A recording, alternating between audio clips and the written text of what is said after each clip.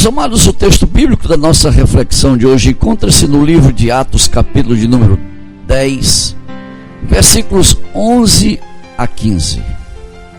Vi o céu aberto e algo semelhante a um grande lençol que descia à terra, preso pelas quatro pontas, contendo toda sorte de quadrúpedes, bem como de répteis da terra e aves do céu.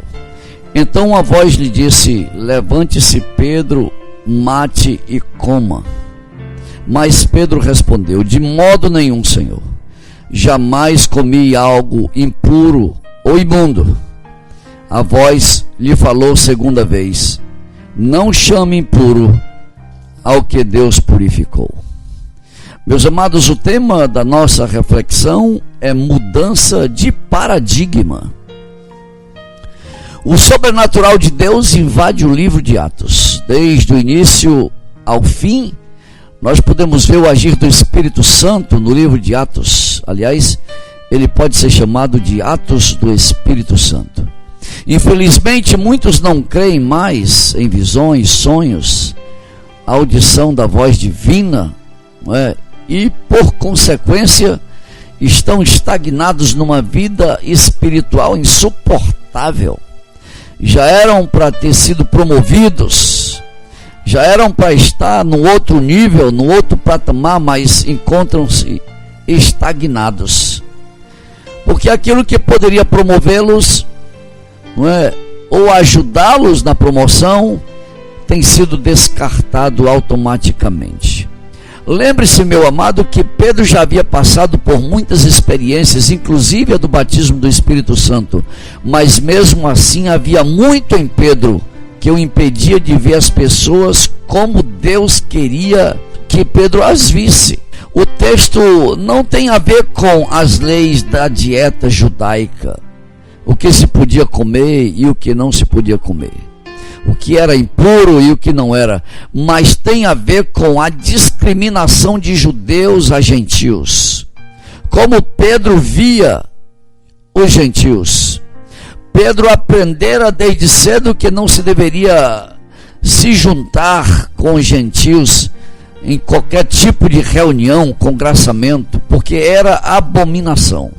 Agora, o que fazer quando Deus mesmo declara puro aquilo que ele havia declarado impuro?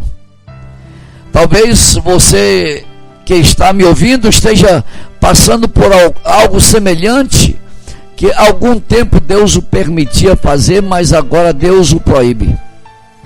A visão de Pedro era algo, meus amados, que trazia repugnância para um judeu, mas Deus, quando está pronto para mudar paradigmas, vai longe demais, mexendo nos mais profundos sentimentos no nosso interior, porque de repente passamos a viver uma contradição diante dos que não experimentaram a visão sobrenatural. É como Pedro, que teve que dar muitas explicações no capítulo 11 de Atos, diante dos irmãos em Jerusalém. Agora, eu não sei se você está pronto para uma mudança tão radical. A mudança de paradigma em Pedro representava sua própria chamada para ministrar entre os gentios. Não era uma experiência a mais com Cornélio, mas passaria a ser uma vivência a partir dali. Há muitos, meus amados, que teimam com Deus. Deus declara que não se deve chamar impuro aquilo que Deus purificou, mas tem gente ainda declarando o contrário, teimando com Deus para não aceitar as consequências da mudança de paradigma. É engraçado, né? Lutam contra Deus, contra o propósito de Deus. Como é assustador para a minha vida de conforto, de comodismo, com os meus próprios padrões, que o julgava ser de Deus, mas de repente vejo que não eram. Meus amados, eu vejo que muitos até desejam mudança, mas desde que sejam controladas, que primeiro passem por um crivo pessoal e pelo crivo de pessoas que estão em volta, ao redor.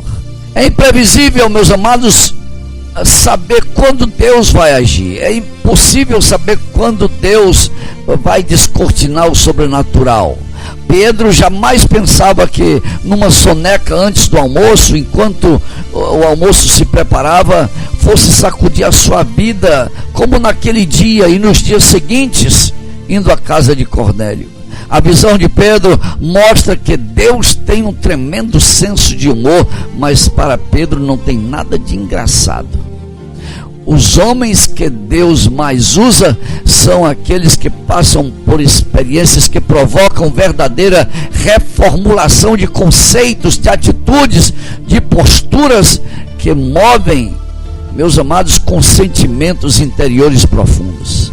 Você pode entender que poderia estar bem mais adiante na sua vida espiritual, mas quando Deus o desafia a comer coisa impura, você continua a dizer para Deus que nunca entrou na sua boca nada impuro. O legalismo, meu amado, o legalismo tornou-se o adorno da vida cristã. E quando o adorno da vida cristã é o legalismo, juntamente com o orgulho espiritual, não é? A pessoa não avança de maneira alguma na sua jornada com Deus. A mudança de paradigma é também a mudança de nível espiritual. Um não vem sem o outro.